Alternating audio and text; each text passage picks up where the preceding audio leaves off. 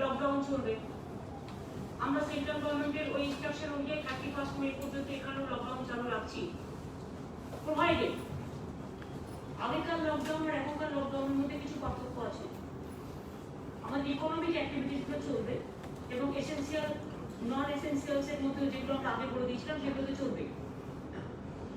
আমরা একটা কাজ করেছি, কন্টেনমেন্ট জোন বলে আমরা একটা জোন করেছি এবং সেটাকে আমরা বুথ ওয়াইজে আরো ছোট করে দেওয়ার জন্য, মানে যাতে লোকে বেশি সুযোগ পায়, বুথ ওয়াইজে শহরে এবং গ্রামে, টাউনেও বুথ ওয়াইজে, ওয়ার্ড নয় বুথ মানে পাড়া, বুথ ওয়াইজে এবং গ্রামে আমরা 3টে ভাগে ভাগ করেছি কন্টেনমেন্ট জোনকে আরো ছোট করে দেওয়ার জন্য। আর ডাইরেক্ট যেখানে অ্যাফেক্টেড হচ্ছে সেখানে যাতে ফুল প্রোটেকশন নেওয়া হয় সেজন্য। একটু ভালো করে শুনবেন যাতে মানুষও জানতে পারেন। আমরা কন্টেনমেন্ট জোনকে 3টে ভাগে ভাগ করেছি।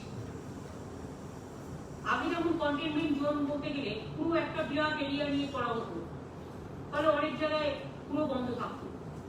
এখন সেটা না করে আমরা কি করছি, আমরা কন্টেনমেন্ট জোনটাকে বুথ ওয়াইজ এবং ওয়ার্ড ওয়াইজে 3টে ভাগে ভাগ করেছি।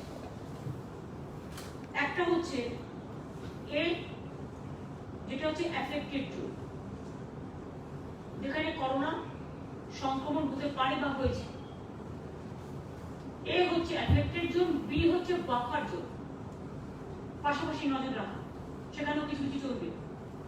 সি হচ্ছে ক্লিন জোন, অর্থাৎ এখন ম্যাক্সিমাম জিনিসটা সীমাবদ্ধ থাকবে কন্টেনমেন্ট এর মধ্যে। বিতে অনেকটাই খোলা থাকবে, শীত পুরোটাই খোলা থাকবে।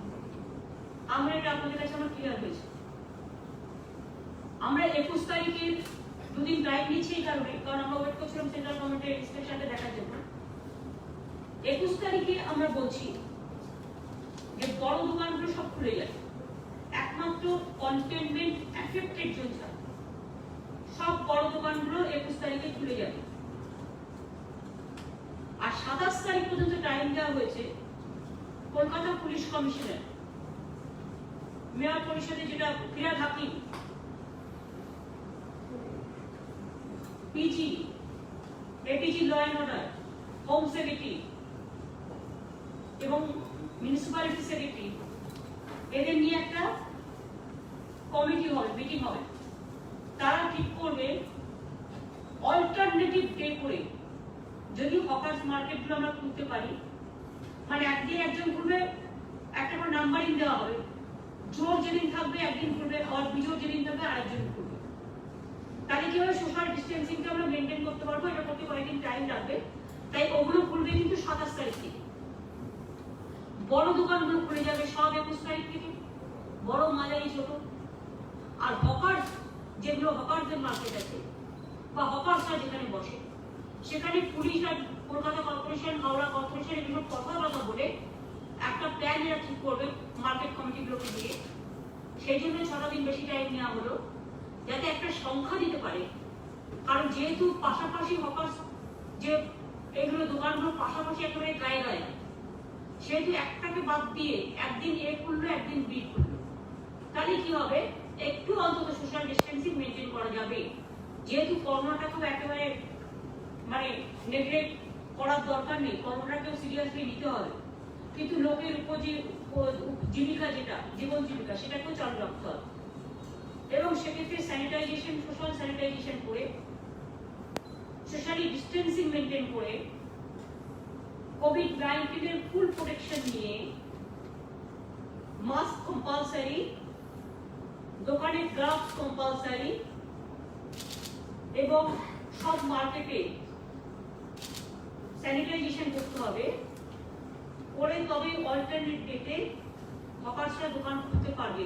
ফুটপাতের নিচে নয়, ফুটপাতের ওপর পর্যন্ত যারা আছে।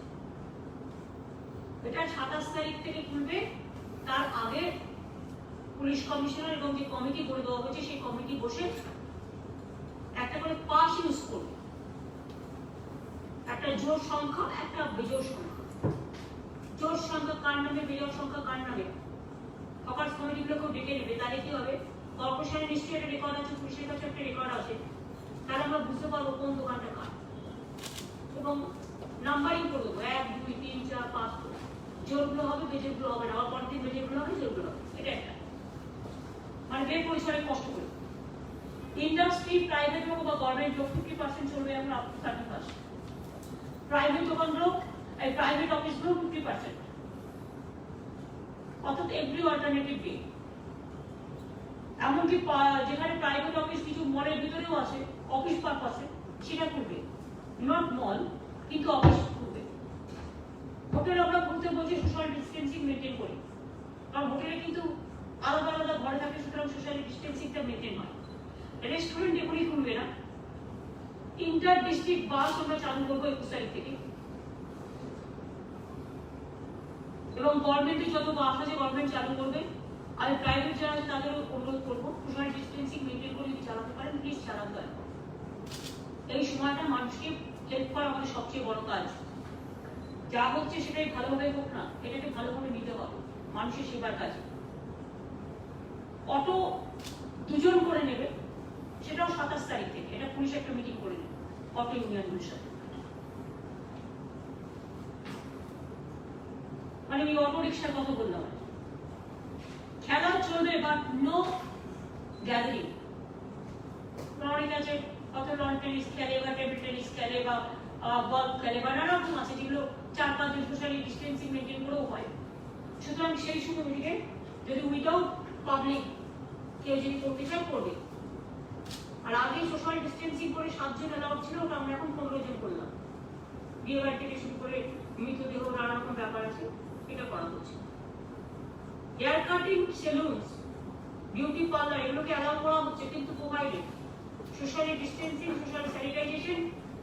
এবং একটা কথা বারবার বলি, নাপিত বন্ধুরা বা যারা চুল কাটে বা নানা রকম কাজ করে, যে ইকুইপমেন্টসটা ধরুন যে ইনস্ট্রুমেন্টটা আপনি ইউজ করছেন। আমি একটা রাজ্যে একটা কেস দেখেছিলাম, নাপিতদের এটা খুলে দেওয়া হয়েছিল বা সেলুনটা একই কাঁচি দিয়ে 6 জনের চুল কেটেছিল, ফলে 6 জনই কোভিড হয়ে গেছে। প্রত্যেকটা কেস ওয়াইজে তাকে কিন্তু একটা স্যানিটাইজ করে নিতে হবে। কি করে স্যানিটাইজ করে সেটা নাপিতের বন্ধুরা তারা দোকানে জিজ্ঞেস করবেন, তারা বলে দেবে। এবং নাপিত এবং বিউটি পার্লার বিশেষ করে তাদের জন্য একটা গাইডলাইন্স আমাদের দেওয়া উচিত, তারা কিভাবে স্যানিটাইজ করবে। এটা স্টেরিলাইজ অনেক সময় করে নেয়, আপনারা জানেন যে ব্যান্ডেজ ট্যান্ডেজ যেটা অপারেশন বা হসপিটালে ভর্তি হলে করা যায়, এটা কি সিস্টেমে করবে সেটা বলে দেবে।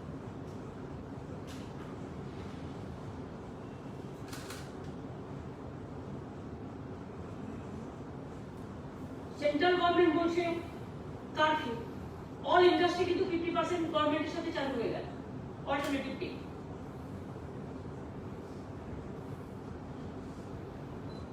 আমরা একটা কথা বলছি যে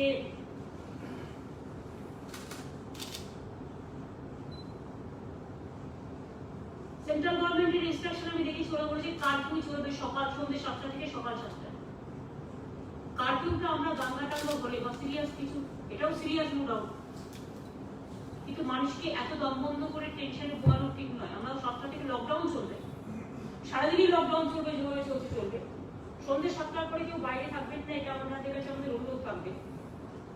আমরা যাতে কারফিউ আইনটা আপনাদের উপর না বলবৎ হয়, এটা মাথায় রাখবেন। আমরা অফিসিয়ালি কারফিউ ডিক্লেয়ার করছি না, কিন্তু লকডাউন চলবে। কাজে সন্ধ্যে 7টার পরে কেউ বেরোলে বা জমায়েত করলে সেখানে কিন্তু পুলিশ অ্যাকশন নেবে। সেটা যাতে না হয়, আপনাদের মুক্ত মনে মুক্ত বিশ্বাসে আমরা বাড়িতে ভালোভাবে থাকার জন্য আমরা অ্যালাউ করলাম। কারফিউ শব্দটা ঠিক ভালো লাগে না, খুব এমার্জেন্সি ছাড়া কারফিউ আমরা কখনো করি না। কাজে সবাই ভালো থাকবেন, এই জন্যই বলছি মনটা ভালো রাখবেন। এবং পাবলিক আমাদের খুব কোঅপারেশন করেছেন, সবাই জনসাধারণ থেকে শুরু করে দোকানদার থেকে শুরু করে স্থানীয় মানুষ সকলে। এবার সামনে ঈদ আছে, আমি সরকার ও ভাই বোনদের ধন্যবাদ জানাই, কৃতজ্ঞতা জানাই, তারা এই রমজান মাসে খুব কোঅপারেশন করেছে। ঈদের সময় প্লিজ দয়া করে করবেন, এবারটা তো জানেন লকডাউন করে দিয়েছে। কাজে আমাদের ইচ্ছে থাকলেও আমরা ঘরে যেভাবে প্রে করি আমরা সেভাবেই করবো। কোনো অ্যাসেম্বলি যেহেতু বারণ করে দিয়েছে সেন্ট্রাল থেকে, লকডাউনে চালিয়ে দিয়েছে, আমি কারফিউ না করেও আপনাদের বলছি যাতে কোনো সম্প্রদায়কে নিয়ে কেউ রাজনীতি করতে না পারে। আসুন আমাদের দায়বদ্ধতা আমরাই পালন করি, যেভাবে আপনারা করছেন আপনাদের অনেক অনেক ধন্যবাদ। দেখুন, পয়লা বৈশাখ আমরা করতে পারি, রমজান মাস আপনারা বাড়িতে বসে করছেন, ঈদও হয়তো আপনাদের বাড়ির মধ্যে করতে হবে। আমি জানি এটা মানা খুব কঠিন, কিন্তু আমি এটাও বিশ্বাস করি আপনারাই পারেন এই অবস্থা থেকে যাতে কেউ কোনো চক্রান্ত করতে না পারে, ষড়যন্ত্র করতে না পারে, বদনাম করতে না পারে, অপপ্রচার করতে না পারে, আর বাংলাকে দোষ দিতে না পারে। সেই জন্য আসুন, আমরা সর্বধর্ম সমন্বয়ের মানুষ, আমরা একত্রিত হয়ে আমি আপনাদের আগামী ঈদ মোবারক, চাঁদ মোবারক জানাচ্ছি। সকলে ভালো থাকুন, সুন্দর থাকুন। আপনাদের ধর্মীয় সম্প্রদায়ের লোকেরাও অনেক দায়িত্বপূর্ণ রেসপন্সিবিলিটি পালন করেছেন। আমি সকলকে আমার মন্দিরের পুরোহিত থেকে শুরু করে, মসজিদের ইমাম থেকে শুরু করে, গুরুদ্বারা, গির্জা থেকে শুরু করে আমি সবাইকে কৃতজ্ঞতা জানাচ্ছি। সকলে ভালো থাকুন, সুস্থ থাকুন। আগামী দিন যাতে এই কয়েকটা দিন কষ্ট করলে যাতে ভালো হয়, তার কারণ হচ্ছে দেখতে পাচ্ছেন আমাদের অনেক লোক বাইরে থেকেও আসছে। আজকে প্রায় বাংলাদেশ থেকে ফ্লাইটে 160 জন এসছে, সত্য সত্য তাদের কোয়ারেন্টাইন করে রাখা হয়েছে।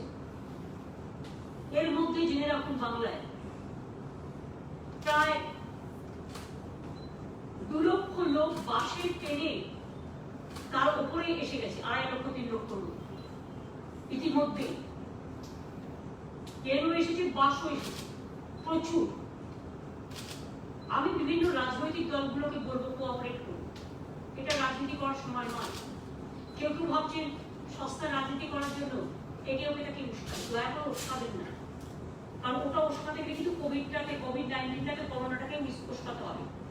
দেশটাও যেমন আমাদের, রাজ্যটাও আমাদের, গ্রামাঞ্চলগুলো আমাদের, শহরাঞ্চলগুলো আর আমাদের, পাড়াগুলো আমাদের, ক্লাবগুলো আমাদের, সবাইকে ভালো থাকতে হবে। তাই একটা সিস্টেমের মধ্যে আমরা চলছি। বর্ডারে যেই আসুক ইনফরমেশন দিয়ে আসবেন, যাতে আমরা আপনাদের খোঁজ খবরগুলো রাখতে পারি। সন্ধ্যে 7টা থেকে সকাল 7টার মধ্যে আসবেন না, কারণ লকডাউন চলবে, যেহেতু সেন্ট্রাল গভর্নমেন্ট কারফিউ করে রেখেছে। আমি ট্রেনের কথা আপনাদের আগেই বলেছি, আমাদের ইতিমধ্যেই 10টা ট্রেন, কটা এসছে এর মধ্যে? এর মধ্যে 16টা ট্রেন এসে গেছে। এর মধ্যে 16টা ট্রেন আমাদের এসে গেছে। এখন কিন্তু আগে 1200 ছিল, এখন কিন্তু এটা 1600 হয়ে গেছে প্যাসেঞ্জার। কয়েক হাজার ঢুকে গেছে, বাসে, ট্রেনে সবকিছু মিলে প্রায় 2.5-3 লাখ ঢুকে গেছে। এখন ট্রেনে আসলে তাহলে তোমার বাড়ি তার জেলায় পৌঁছতে হচ্ছে, তাকে একটা হেলথ স্ক্রিনিং করতে হচ্ছে, তাকে মনিটরিং করতে হচ্ছে। কতগুলো আপনারা জানেন জায়গা খুব ভালনারেবল হয়ে গেছে। দিল্লি বলুন, চেন্নাই বলুন, মহারাষ্ট্র বলুন, গুজরাট বলুন, ইউপি বলুন, হরিয়ানা বলুন, ইন্দোর বলুন, এরা সবাই যখন এসব জায়গা থেকে আসছে, একটাও বেচারারা খুব মানে কাউকে কিন্তু দেখেও নি। আমাদের এখানে বলতে পারেন একটাও কমপ্লেন নেই, আমরা সবাইকে সাধ্য মতো চেষ্টা করেছি। ভাবিনি আমার বা ওদের, আমরা সবাইকে মনে করি দেশের নাগরিক। অন্যান্য অনেক জায়গায় খেতে দেয়নি, পাইনি, ভালো করে থাকতে পারিনি, ভালো করে ঘুমোতে পারিনি। মানে যারা মাইগ্রেন্ট ওয়ার্কার, খুব কষ্ট হয়েছে, অনেকে মারা গেছে। কিন্তু আমি তাদের অনুরোধ করবো ধৈর্য হারাবেন না, একটু ধৈর্য করুন। এত লোককে কেউ বলে যে 20 লাখ 25 লাখ, এটা ঠিক নয়। সংখ্যা তো আমাদের কাছেও থাকবে। শুধু বাংলার লোকেরাই সারা ভারতবর্ষে ছিল, আর ভারতবর্ষের কোনো লোক আমাদের এখানে নেই, এটা ভাবা ভুল। আমার এখানেও হিন্দিভাষী লোকের সংখ্যা 40% কম নয়, এটা মাথায় রাখবেন। তারাও তো আমার দেশের কোথাও না কোথাও কোনো প্রান্তের লোক। আমরা সবাই চাই এখানে থাকুক, ভালো থাকুক। এমনি আমাদের শ্রমিক যারা আছেন, পরিযায়ী শ্রমিক, সব রাজ্যকেই বলবো, প্লিজ টেক প্রপার কেয়ার। একদিন আমার ঘাড়ের উপর ফেলে দিলে তো একদিনে অত লোককে আমি কি করে গ্রামে ঢোকাবো? গ্রামের লোকেদের মধ্যে একটা রেজিস্ট্যান্স হচ্ছে কখনো কখনো। মনে রাখতে হবে, একটা ট্রেন থেকে আসা মানে যদি একদিনে 5টা ট্রেন আসে, তার মানে 10,000 লোক ঢুকলো। এই 10,000 লোককে গ্রামে পৌঁছানো বা জেলায় পৌঁছানোর ক্যাপাসিটি কি? কোভিড লড়বো না আবার ঝড় আসছে, সাইক্লোন লড়বো, কি যেন আমপান না আমপানা, নাকি বাইরে থেকে সব একসাথে এসে ঢুকছে, সব একসাথে তাদের আমি স্ক্রিনিং করবো? কোনটা করতে পারি? রাজ্যটাও তো ভালো থাকতে হবে। রাজ্যের ভালো যারা বোঝেন তাদের কাছে আমার অনুরোধ থাকবে, গভর্নমেন্টের টাইম দিন প্ল্যানিং করে করতে। এটা আমাদের সবার ব্যাপার। এখন যখন সবাই হুড়মুড় করে একসাথে আসতে চাইছে, আমরা একটা প্ল্যান করেছি, এভাবে অনেককে আমরা নিয়েও এসেছি। কেউ কেউ ঘোড়া জলে মাছ ধরতে নেমেছে, প্লিজ দয়া করে নামবেন না। আমাদের দায়বদ্ধতা আছে, দায়িত্ব আছে, যেহেতু আমরা ক্ষমতায় আছে, আপনাদের ক্ষমতায় নেই বলে আপনাদের কোনো দায়বদ্ধতা মানছেন না, যা তা বলে দিচ্ছে। আমরা 105টা ট্রেন বলেছি অলরেডি, প্লাস 15টা এসছে, অর্থাৎ 120টা ট্রেন। 100টা ট্রেনের আমরা অলরেডি অর্ডার দিয়েছি, বুক করেছি, 15টা অলরেডি এসছে, তার মানে 115। আমরা 2-3 দিনের মধ্যে আরো 120টা ট্রেন চাইবো, যাতে 15 দিনের মধ্যে আমরা 5-6টা করে ট্রেন ডেলি নিয়ে আসতে পারি। দেখবো আমরা সেটা রেলকে বলে, এবং এটার খরচা টোটালটাই রাজ্য সরকার বহন করবে। তাহলেও কিন্তু মনে রাখবেন, 235টা শুধু ট্রেন আসবে মানে কত লক্ষ লোক ঢুকছে বুঝতে পারছেন তো? 3.5-4 লাখ কোথায় ঢুকে যাবে, প্লাস বাসে বাসে আরো কয়েক লক্ষ ধরুন। কেউ কেউ বলছেন বাস পাঠিয়ে দিন, ওখান থেকে নিয়ে আসুন নিজের টাকা দিয়ে। আমি তাদের বলবো নিজেরা একটু কিছু করুন, এটা রাজ্যের দায়িত্ব। এটা তাই বলা ছিল আগে, প্রথমে বলা হয়েছিল 1 মার্চ, এই হ্যাঁ 1 এপ্রিল না 1 মে বলা হয়েছিল, 1 মে। যে যে রাজ্যে থাকবে মাইগ্রেন্ট ওয়ার্কাররা সেই রাজ্য তার দায়িত্ব নেবে। আমরা দায়িত্ব নিয়েছি, অন্যান্য রাজ্যে যারা ছিল তারা অনেক খেতে পারছে না। এবং আরেকটা দায়িত্ব ছিল, আমার রাজ্য থেকে যদি কেউ যেতে চায় অন্য রাজ্যে, আমি তাকে পৌঁছে দেওয়ার ব্যবস্থা করব। তাহলে অন্য রাজ্যে যারা আছে তাদের আমার রাজ্যে পৌঁছে দেওয়ার দায়িত্ব তাদের। কিন্তু আমরা এটা করছি, অনেকে কিন্তু করছেন না। আমরা কিন্তু ইতিমধ্যে অনেকে পৌঁছে দিয়েছি, এবং মহারাষ্ট্র থেকে রিকোয়েস্ট আছে, আমরা পৌঁছে দেবো, ঠিক করেছি। অন্য রাজ্যগুলোও আমাদের কাছে রিকোয়েস্ট থাকবে যে আমরা তো ট্রেনের টিকিটটাও কেটে দিচ্ছি, বাট আপনারাও একটু চেষ্টা করুন, সহযোগিতার হাত বাড়ানো। সবার কথা বলছি, আমিও যেটা করবো আপনিও সেটা করুন, আপনিও যেটা করবেন আমিও সেটা করবো, কোনো ডিফারেন্স নেই, এই দুসময় কোনো ভেদাভেদ নেই। সুতরাং 235টা ট্রেন আমরা 15 দিনের মধ্যে আগে 100টা নিয়ে আমরা প্ল্যান করবো, যাতে রেলওয়ে 15 দিনের মধ্যে এক দিনে 6টা করে ট্রেন ঢোকা মানে প্রায় আমার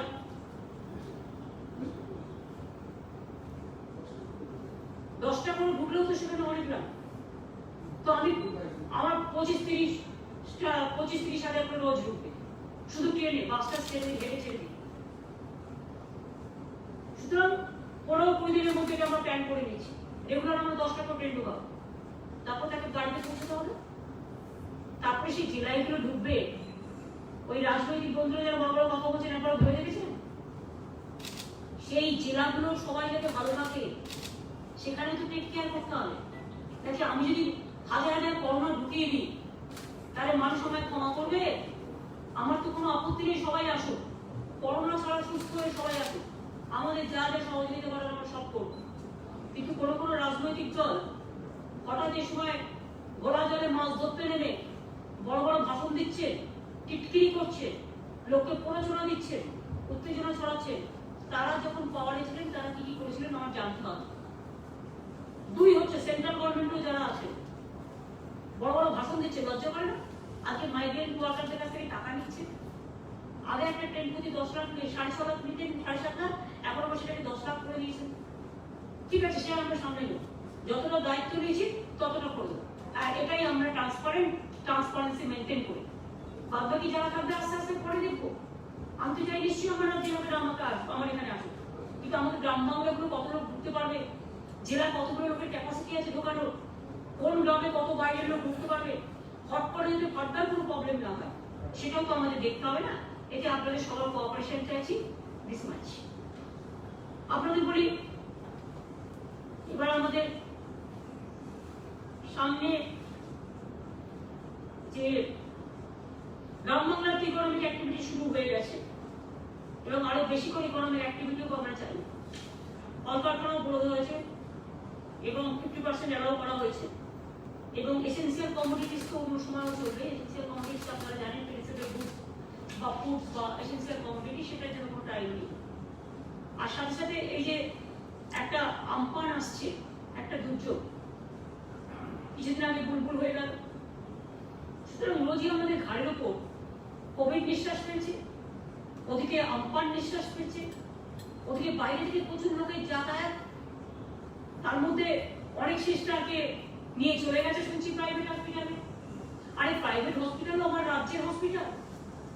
একটা নার্স তৈরি করতে 2 বছর 2.5 বছর টাইম লাগে, একটা ডাক্তার তৈরি করতে 4-5 বছর টাইম লাগে, একটা টেকনিশিয়ান তৈরি করতে ট্রেনিং দিতে টাইম লাগে, ল্যাবরেটরি তৈরি করতে টাইম লাগে, যারা সারাক্ষণ কাজ করে। সুতরাং আমরা একটা দেখতে পাচ্ছি যে প্রায় অনেক নার্সকে নিয়ে চলে যাওয়া হয়েছে এই সময়।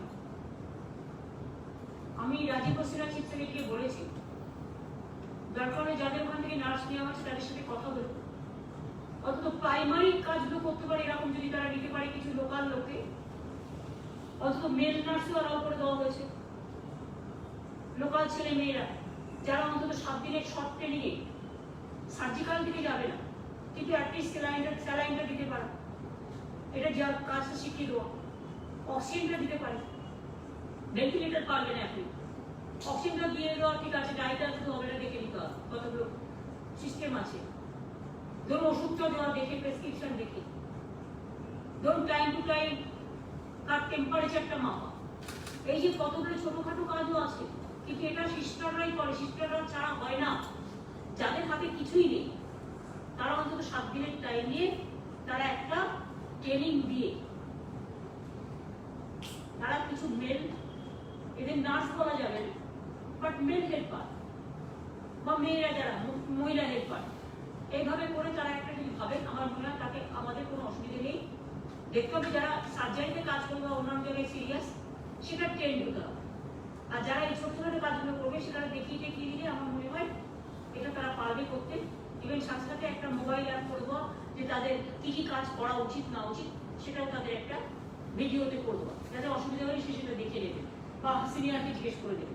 এই এমার্জেন্সি সিচুয়েশনে এমার্জেন্সি লাইফ যেহেতু 300-350 আমি শুনছি চলে গেছে নার্স বা কাজ করবে কি করে হসপিটালে, বেলভিউ তো আমরা কাজ করাচ্ছি, আমরা কাজ করাচ্ছি, আমরা সরকার থেকে নিয়েছি, আমরা টাকা দিচ্ছি এর জন্য, দিশানো আমরা নিয়েছি। সুতরাং ইভেন কেপিসি মেডিকেল কলেজে আমরা নিতে যাচ্ছি, কাল থেকে শুরু হয়ে যাবে সম্ভবত। সুতরাং এই নার্সিংহোমগুলো প্রাইভেট বলেই, প্রাইভেট শুধু বললে চলবে না, এরা আমাদের সাথে কাজ করছে আগে কাজে কাজ নিয়ে। সুতরাং তাদের সমস্যাটাও সমাধান করার আমাদের সবাইকে দেখতে হবে। আমরা এবং নার্স, টেকনিশিয়ান, হেলথ ওয়ার্কার যত বাকি ছিল এখানে এখন তাদের আমি নিয়ে এসেছি।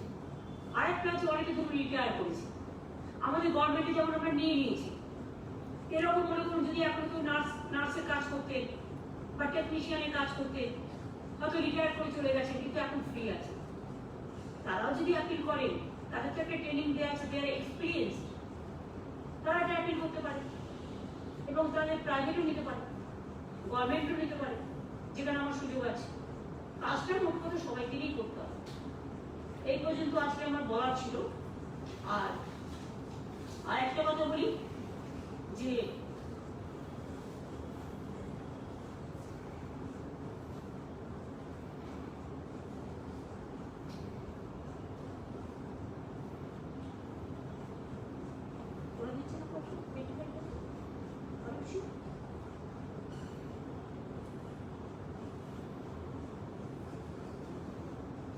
রেলওয়ে যা চেয়েছে সেটা আমরা দিয়ে দিচ্ছি শ্রমিকদের, আমি কাজ করছি। এবার আপনাদের বলি মাইগ্রেন্ট ওয়ার্কারদের যাদের আমরা নিয়ে আসছি তাদের টোটাল ফ্যাটটাই আমরা দিয়ে দিচ্ছি, যাতে মাইগ্রেন্ট ওয়ার্কারদের কাছে না নেওয়া হয়। আর আপনারা কালকে আমাকে অনেকে জিজ্ঞেস করেছিলেন যে এত 4 দিন ধরে এত বিবৃতি হলো। আমি আগে মানুষকে বলবো, সাধারণ মানুষকে নিজের কেয়ার প্লিজ নিজে নিন। আমি রিল্যাক্সেশন পেয়ে গেছি বলেই আমি পাশাপাশি দাঁড়াবো, এটা দয়া করে করবেন না, হাত জোর করবেন।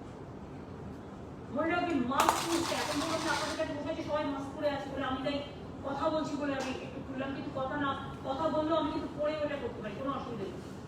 দেখুন আমি কথা বললেও করতে পারছি, কোনো অসুবিধা নেই, এটা অভ্যাস করতে হবে। মাস্ক পরা মানে হচ্ছে one must respect the other, একজন আরেকজনকে রেসপেক্ট দেওয়ার জন্য এই মাস্কটা পরা উচিত। কারণ আমি যখন মাস্কটা পরলাম আমি আমার নাক মুখটাকে আমি যেমন প্রোটেক্ট করলাম, আমার পাশে যারা আছে তারাও প্রোটেক্টেড হলো। দুই হচ্ছে গ্লাভস, জিনিসপত্র যারা বিক্রি করে এটা ওটা সেটা চুচ্ছে, এই ক্ষেত্রে গ্লাভসটা পরা উচিত। তার কারণ হাতে হাতে যাতে টাচ হয়ে কিছু না আসে। আর গ্লাভস পরলেও কিন্তু যদি ধুয়ে দেওয়া গ্লাভস পরা যায় সবচেয়ে ভালো হয়।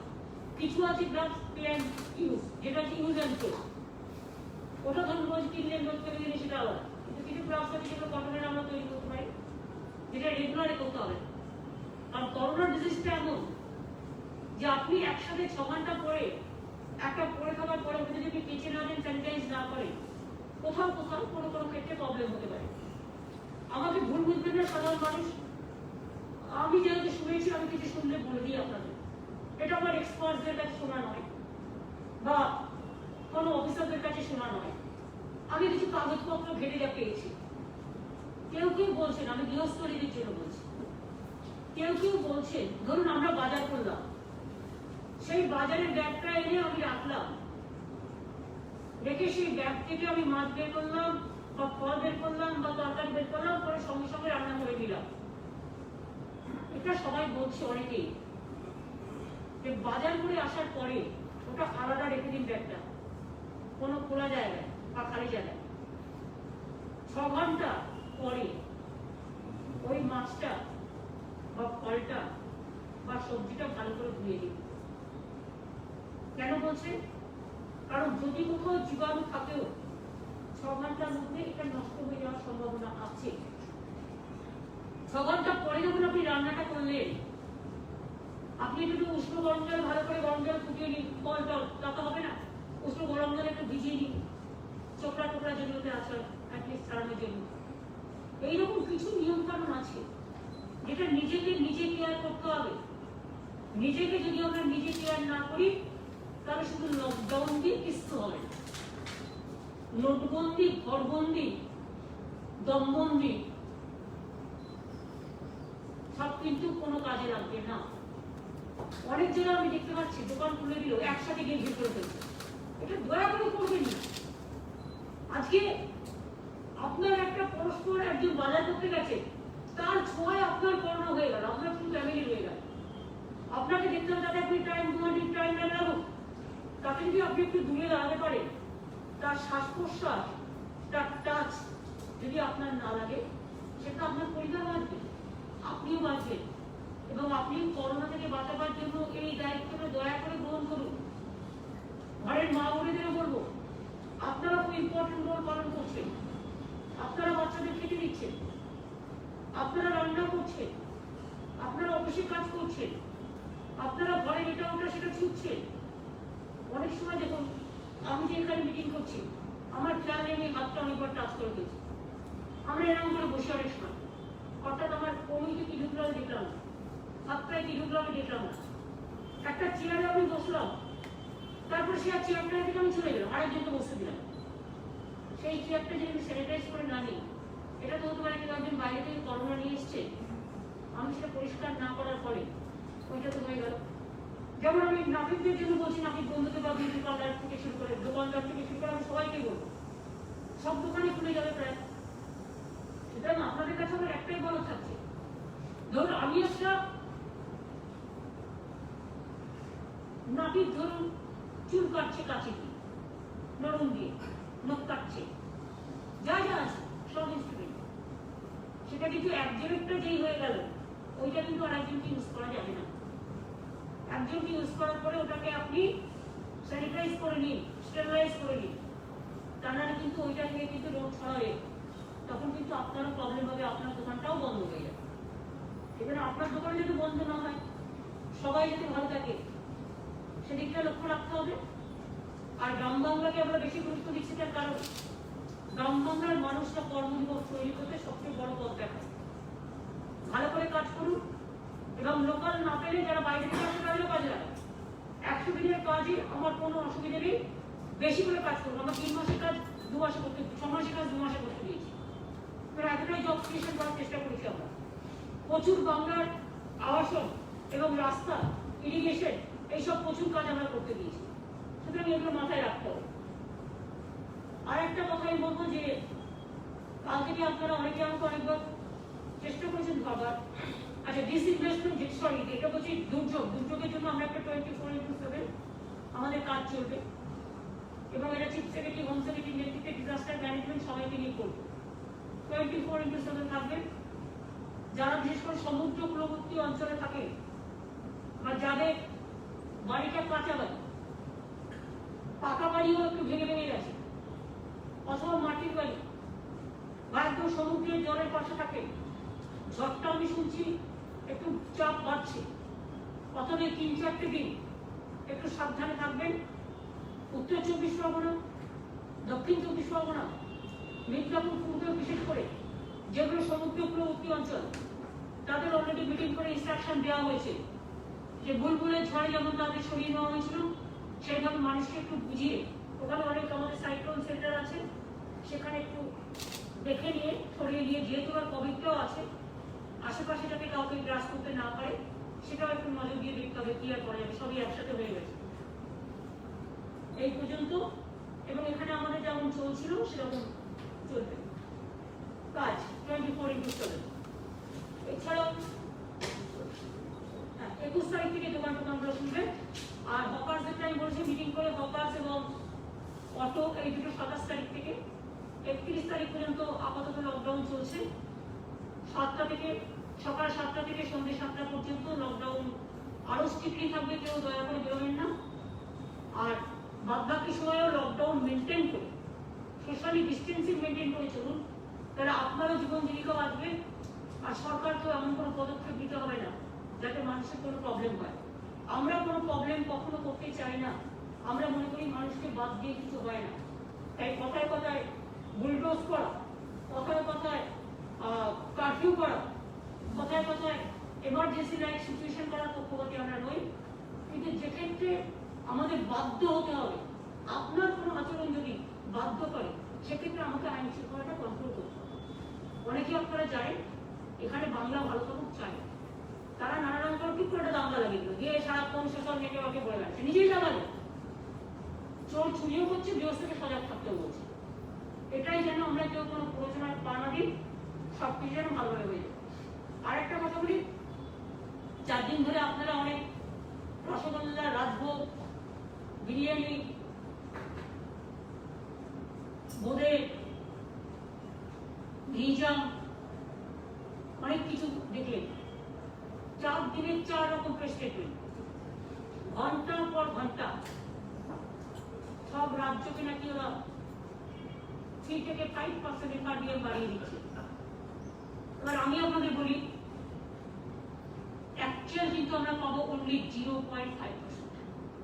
2.5% কেন পাবো না? 1.5% কেন পাবো না? কতগুলো কন্ডিশন দেওয়া হয়েছে, শর্ত। সেই শর্তগুলো যদি আমি মানি, তাহলে আমার রাজ্যের ফেডারেল সিস্টেম চলে যাবে। আর যদি আমি না মানি, তাহলে আমি পাবো না। আমি মনে করি বেটার মাথা নত না করে, চিত্ত যেটা ভয় শূন্য, মাথা উঁচু করে চলা। রাজ্য সরকারের কাজে অহেতুক ইন্টারফেয়ার করা। এই সময় অনেকে দেখেছেন অনেক রাজ্যে পেট্রোলের দাম, পেট্রোলের উপর ট্যাক্স বসিয়েছে, আমরা তো করি। অনেক স্টেট যারা ভাষণ দিচ্ছে তাদের স্টেটেরাও 25% স্যালারি কেটেছে গভর্নমেন্টের, কোথাও 50%, ডিএ ফ্রি। তারপরে কোথাও কোথাও আমরা শুনছি মাসে 1 দিন করে মাইনে, মানে 12 মাসে মাইনে কাটবে, 12 মাসে 1 মাসে মাইনে কাটবে। আমরা কিন্তু একটাও এ ধরনের কোনো সিদ্ধান্ত নিইনি যা মানুষের বিপক্ষে যাবে।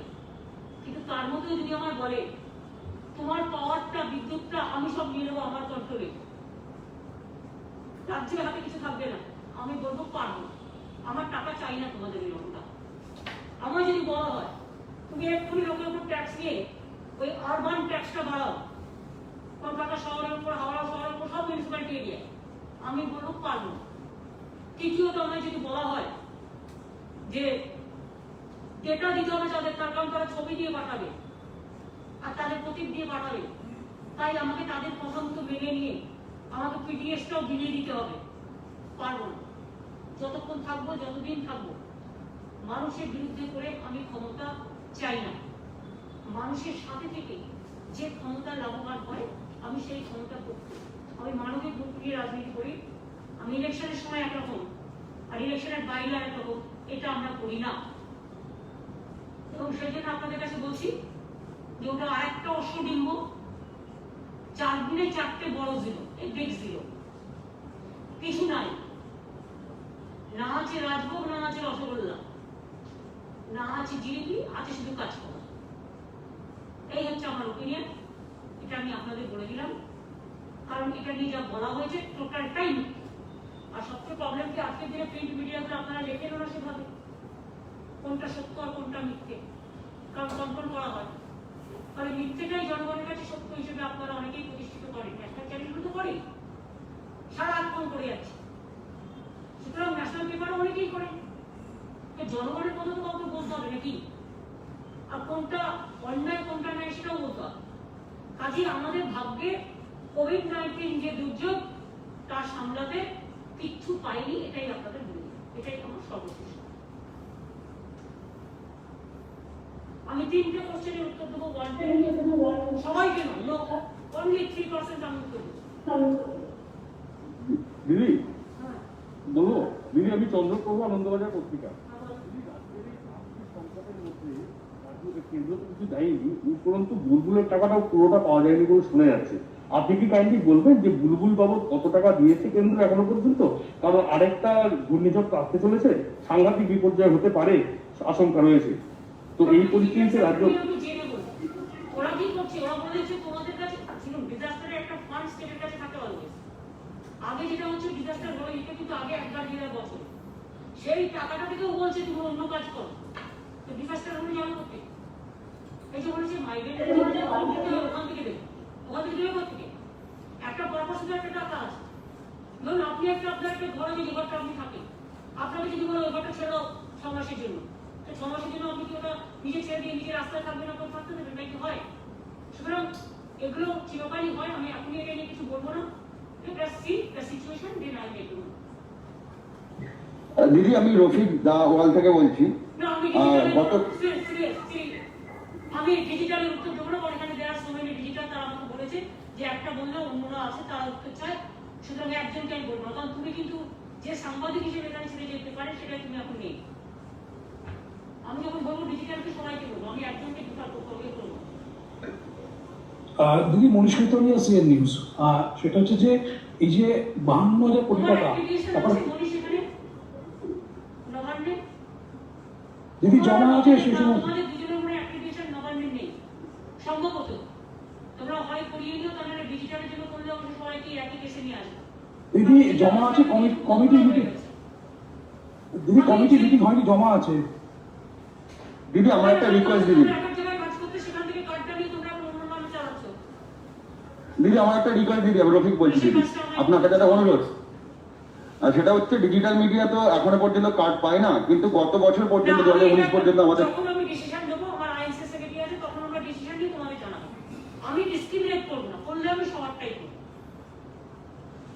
জয় গাঙ্গুলি, বর্তমান খবরের কাগজ থেকে।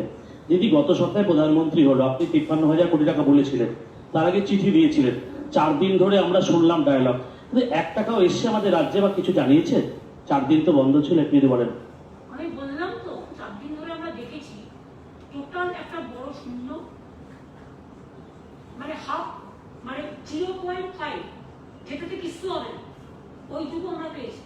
যেখানে আমাদের পাওয়ার কথা ছিল ওরা বলেছে 3 to 5 দিচ্ছি, কোথায় সেটাই 1.5 এর মধ্যে যে কন্ডিশন দেওয়া হয়েছে, বিদ্যুৎ দপ্তর সব ওটাকে কভার করে নিয়ে নেবে, মিউনিসিপ্যালিটিতে সব জিনিসের দাম বাড়াতে হবে, আরো কিছু কিছু আছে, পিডিএস ওদের হাতে চলে যাবে প্রায়। এইসব তো আমি মানতে পারি না ভাই, আমার রাজ্যের লোক খেতে পাবে না, আর আমি কি নিজেকে বিক্রি দিতে পারি ভাবে? তাই বললাম তো 3 to 5 যেটা আমরা বলেছিলাম বারবার, আমি নিজেই বলেছিলাম, টুইট করেছিলাম, সেটার দিকে তো বুঝলাম যে একটা একটুখানি অন্তত কনসিডার করেছি, সেটাও নেই 0.5। Can you imagine? দিদি দীপ্তিমান বলছিলাম কলকাতা টিভি থেকে। কিছুদিন আগে হু একটা রিপোর্ট দিয়েছে যে ভারতবর্ষের 5টি রাজ্য, মহারাষ্ট্র, গুজরাট, তামিলনাড়ু, দিল্লি ও রাজস্থান, এই রাজ্যগুলোর অবস্থা সব থেকে খারাপ, এবং যে শহরগুলোর নাম বলেছে সেখানেও পশ্চিমবাংলার বা কোনো শহরের নাম নেই। কিন্তু দেখা যাচ্ছে কেন্দ্রীয় সরকার বারবার যে দল পাঠাচ্ছে সেটা এই রাজ্যেই দল পাঠাচ্ছে, তার মানে কি এটা নিয়ে পুরো রাজনীতি করছেন? কি বলুন? কখনো কখনো জানেন তো সব জানতে হয়, শুনতে হয়, বুঝতে হয়, বাট অপেক্ষা করতে হয়। নানা রকম ভাবে বাংলাকে বঞ্চনা করা, বাংলার বিরুদ্ধে অভিযোগ করা, এটা একটা নিত্য নৈমিত্তিক কাজ হয়ে গেছে। এবং আমি মনে করি সব রাজ্য ভালো থাকুক, বাংলাও ভালো থাকুক, যেখানে যার প্রয়োজন তাকে সেটা সাহায্য করা উচিত বলে আমি মনে করি। আমি তো সলিডারিটি জানাচ্ছি সব রাজ্যের প্রতি, কিন্তু central government must give their solidarity to Bengal also.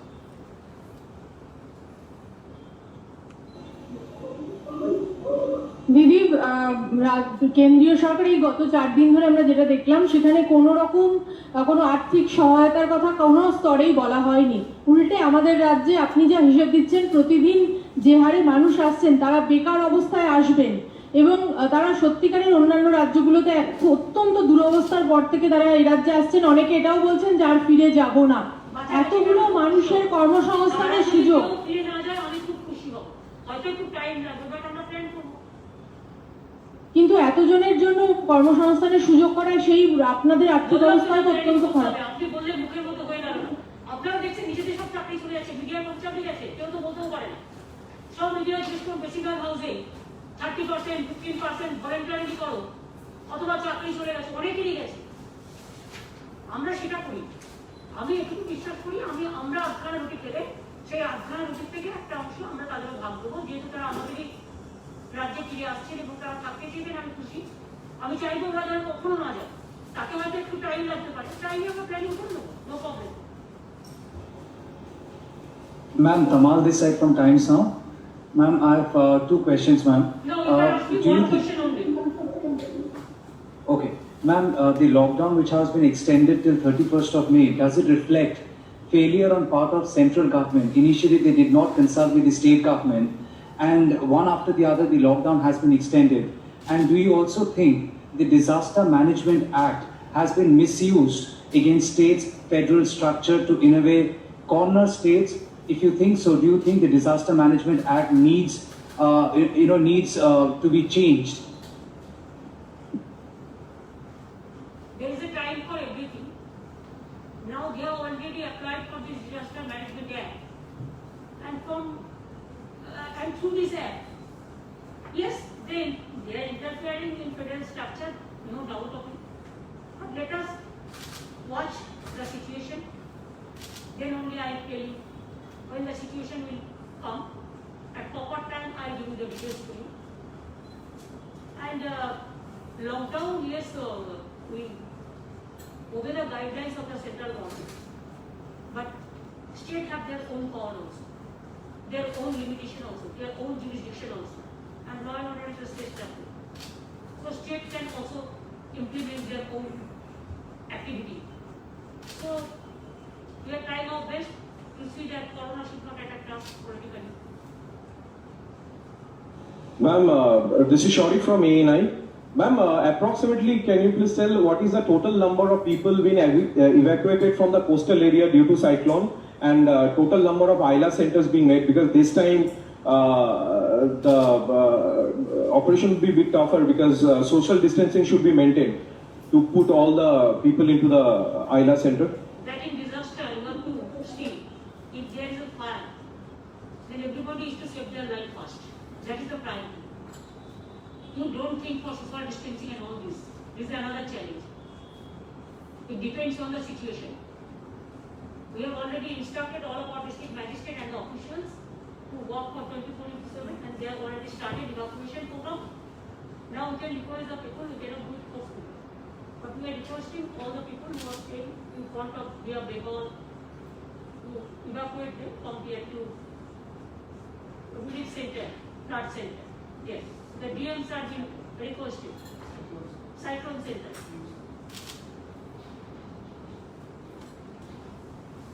Now we have 3 types of emergency.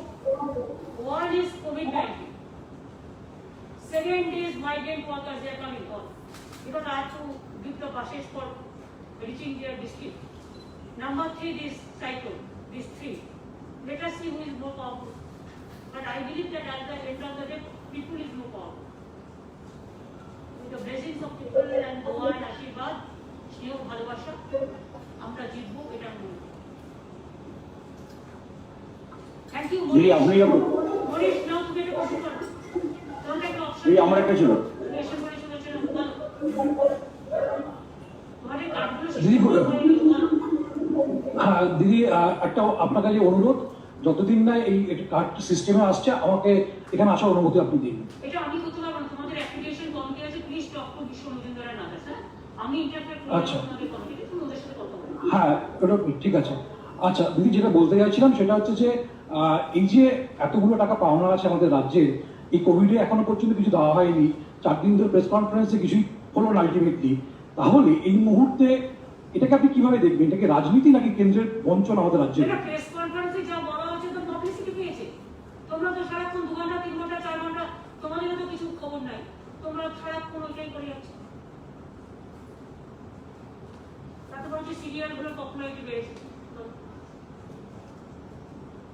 দিদি আশাপুর বলছিলাম যে আপনি যখন রাজ্যের প্রাপ্য মর্যাদার কথা বারবার বলছেন, যুক্তরাষ্ট্রীয় কাঠামো রক্ষা করার কথা বলছেন, তখন আজকেও যে দিল্লিতে অমিত শাহর যে বৈঠক হয়েছে আমপান নিয়ে, তাতে রেসিডেন্ট কমিশনারকে ডাকা হয়েছে এবং আমরা যেটা জানতে পারলাম সেক্ষেত্রে রাজ্যকে অগোচরে রেখে, অন্ধকারে রেখে এটা করা হয়েছে।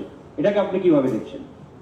অ্যাকচুয়ালি আমরা ইনফরমেশনটা পেয়েছি, তার কারণ হচ্ছে আমিও কিছু জানি না, সিএসও কিছু জানি না। নিয়ম হচ্ছে যদি রাজ্যের কোনো সরকারের কোনো অফিসারকে ডাকতে হয়, সেটা ফুল সেক্রেটারি, চিফ সেক্রেটারি ডাকতে হয়। চিফ সেক্রেটারি, হোম সেক্রেটারি অনেক সময় আমার সাথে আলোচনা করে। কিন্তু আমি যখন দেখলাম যে একটা মিটিং হচ্ছে, ডিজাস্টারের meeting is okay, that is not the problem, কিন্তু প্রোটোকল মেনে এটা করা হয়, যেটা হচ্ছে যে তোমাকে একটা সিস্টেম মেনে করতে হবে। তোমার কাগজে তোমার যদি আমায় কিছু বলতে হয়, তোমার নিউজ এডিটারকে আমি বলবো, তোমাকে হয়তো সামনাসামনি বলবো, আমার তাদের থ্রুতে তোমাকে আমি কোথাও একটা ইনভাইট করছি, তুমি করলে কি করবে না সেটা তুমি জিজ্ঞেস করে নেবে ওদের। সেরকম স্টেটেও মনে রাখতে হবে, চিফ সেক্রেটারি আছে, হোম সেক্রেটারি আছে, চিফ মিনিস্টার আছে। Neither is been asked. Just residential কমিশনারকে ডেকে নেওয়া যায়, আমি কখনো শুনিনি ভাই। আমাকেও আইনটা ভালো করে দেখতে হবে। এটা আনকনস্টিটিউশনাল বলবো কিনা আমি জানি না, প্রোটোকলতে নেই এবং এটা অসৌজন্য। এবং আমি মনে করি যে সামলাবে রাজ্য, সবটাই করেছে রাজ্য। ইতিমধ্যে বিভিন্ন জেলায় দুর্যোগ টিম থেকে শুরু করে এসডিআরএফ, এনডিআরএফ সব পাঠানো হয়েছে। অথচ একজন রেসিডেন্সিয়াল কমিশনারকে ডেকে তিনি কি করবেন? তিনি রাজ্য চালাবেন? এটা আমার মনে হয় হোম মিনিস্টারকে আইদার কেউ মিসলিড করেছে, ওর ভগবানই জানে।